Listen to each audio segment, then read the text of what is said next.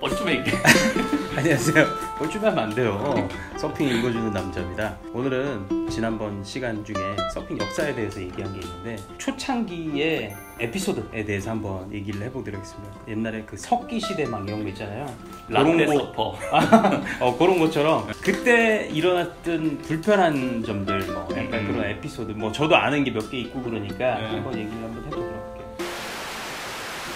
장비가 없었죠.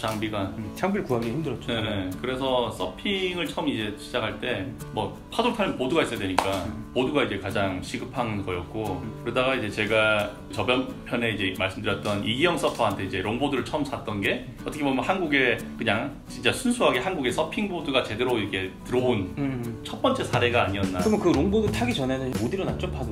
보드 위에서 일어나긴 했죠. 숏보드였는데 일어났죠. 근데 이제 잘 타지 못했고 그냥 진짜 지금 초보들보다 더 못 탔을 거예요. 네. 그래도 이제 서핑을 한다는 것 자체에 의미를 두고 있었던 시기였고 장비가 이제 귀하니까 친구들한테 빌려주기 힘들고 그러니까 서핑 보드가 생기고 나니까 이제 서핑 탈 때 필요한 것들이 이제 리시코드랑 왁스랑 뭐 소모품들이 이제 필요한데 처음에 그 보드를 가졌을 때 왁스를 몇 개 받았어요. 지금 이제 온도도 되게 여러 가지 나오잖아요. 그때는 기억은 안 나는데 한 몇 가지 받았어. 베이스 코트 이런 건 없었어요. 근데 그거를 다 쓰면 다시 구하기가 힘들잖아요. 지금처럼 뭐 구매대행이나 이런 것들이 이제 없었으니까. 그때는 이제 외국에서 뭘 살 수 있는 그게 아니고 뭐 친인척이 있어서 뭐 보내주거나 이런 거 아닌 이상은 구하기가 힘드니까 그걸 이제 쓰기가 아까워가지고 사실 그걸 솔직하게 저는 집에 냄새 맡는 용으로 가지고 있었어요. 그 코코넛 냄새? 이게 서핑의 냄새다. 이게 서핑이다. 방향제였네. 방향제. 왁스가. 왜냐면 그런 이국적인 향, 코코넛 향과 약간 그런 것들이 마음을 계속 서핑을 타고 싶게 만드는 동기부여 같은 그런 것들이 좀 됐었거든요. 그래서 하나는 책상 위에 그걸 항상 소중하게 얹어놓고 있었는데 저녁을 이제 친구들이랑 먹는데 아버지가 그러시더라고요. 그 위에 있는 그건 뭐고? 뭐라 그랬어요? 그거 뭐 서핑 왁스인데요? 이러니까 서핑 왁스? 근데 이름이 와 그렇노? 뭐 걸렸네. 약간 무슨 비디오 걸린 것처럼. 그래가지고 이제 설명하고 항상 이제 그 냄새 맡고 이러면서 아껴 썼는데 이게 왁스라는 게 이제 보니까 초 같잖아요. 양초. 그치. 그래가지고 그 막 절 같은 데 보면 이제 막 두꺼운 막 그런 양초들 그런 거 약간 발음되지 않을까 싶어가지고 뭐 그런 것도 발라보고 그 바르니까 더 미끄럽더라고요. 그거는 그러니까. 원래 형 스케이트보드나 이런 거 타는 사람들이 이렇게 미끄러지라고 하는 건데 이제 그것도 발라보고 뭐 그러다가 이제 약간 기름기 조금 있으니까 뭐 그냥 대충 탔어요. 타기는. 근데 가장 큰 문제가 리시코드였어요. 리시코드가 없으니까 보드가 막 해병 맨날 날아가는 거예요. 리시코드가 원래 하나 있었는데 그게 끊어졌거든요. 사가가지고. 그래가지고 그 이제 보드를 지금 하나를 둘이서 돌아서 가면서 썼던 거잖아요. 이 나쁜 말로 라고 하는데 이거 한 10명은 탔을걸 그거? 진짜 많은 사람들이 tas어요. 진짜 많은 사람들이. 그러니까 없으니까 그걸로 타고 뭐 그랬었는데 수리도 막 본드도 넣어보고 오온 본드도 넣어보고 막 온. 근데 리시가 없으니까 나중에는 이제 뭐 면 소재나 천으로 된 것들은 바닷물에 부식이 잘 되고 끊어지기 쉬우니까 빨랫줄, 그 주황색 빨랫줄 있잖아요. 나일론으로 된 거. 그거 가지고 이제 발에 묶고 타고 막 그랬었거든요. 그럼 발이 엄청 아팠겠는데 발목이랑. 롱보드 타시는 분들 아실 거예요. 그 보드가 이렇게 띵 하고 날아가잖아요. 그러면 발목에 네오프렌으로 사실 이렇게 되게 부드럽게 감싸주는 부분이 있기 때문에 사실 이게 발목이 안 다치는 건데 그때는 줄로만 묶어 놓으니까 복숭아뼈가 맨날 까졌었어요. 그리고 이제 리시는 원래 우레탄 코어니까 텐션이 플렉스도 있고 그런데 그거는 이제 그런 게 없잖아요. 없으니까 그 롱보드의 최후의 모습은 리시 코드 박스 있잖아요. 그게 뽑혀 있었고 그러니까 보드가 엄청 상했었죠. 그 보드는 원래 헌팅턴에서 그렇죠. 헌팅턴 로컬샵 어떤 브랜드였어요. 되게 좋은 파도를 타고 이렇게 잘 살렸을 텐데 한국 와서 엄청 고생했네. 한국 와서 그냥 막 만신창이라가지고 빵꾸도 났는데 그러다가 뭐 제가 본드도 넣고 태풍 오는 어떤 날인데 광안리에서 반파돼가지고 집에 창고에 보관을 했었는데 어느 날 아버지가 버리셨더라고요. 뭐를? 섹스박스를? 아니 서핑보드를. 서핑보드를? 그리고 어떻게 했어요? 수입이 조금 되기 시작했어요. 한 20년도 초반쯤에. 다행이네요. 네. 그 이기영 서퍼님이 이제 한국 최초의 서프샵 그런 장비를 진짜 유통하는 서프샵을 해운대에 처음 오픈했었고 보드 장비들도 이제 조금 유통이 되기 시작했고 그랬었죠. 웨스트는 어떻게 했어요?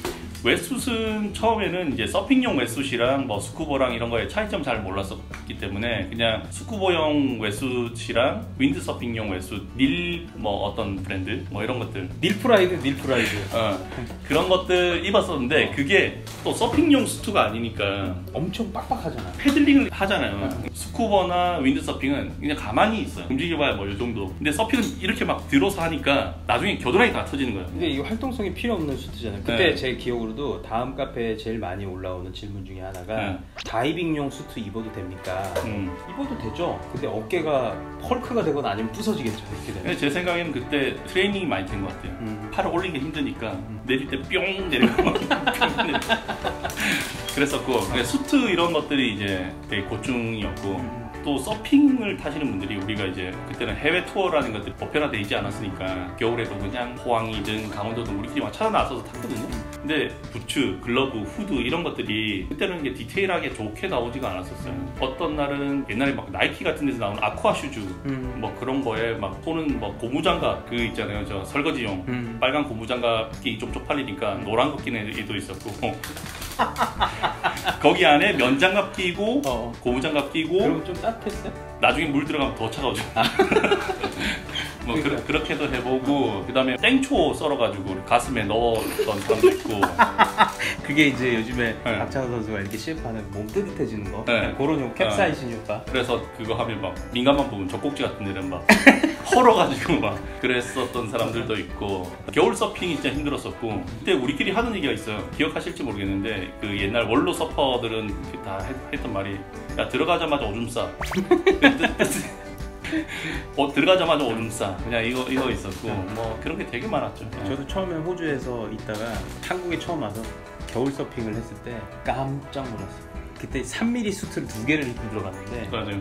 와 들어가자마자 바로 여기 야 이거 아닌 것 같다.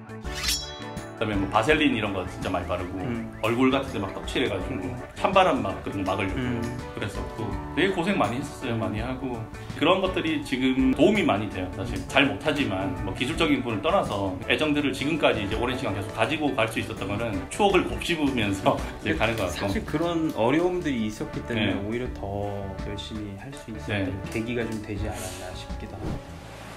그러다가 이제 수입하는 분들이 생겨나고 요즘 장비 너무 좋잖아요.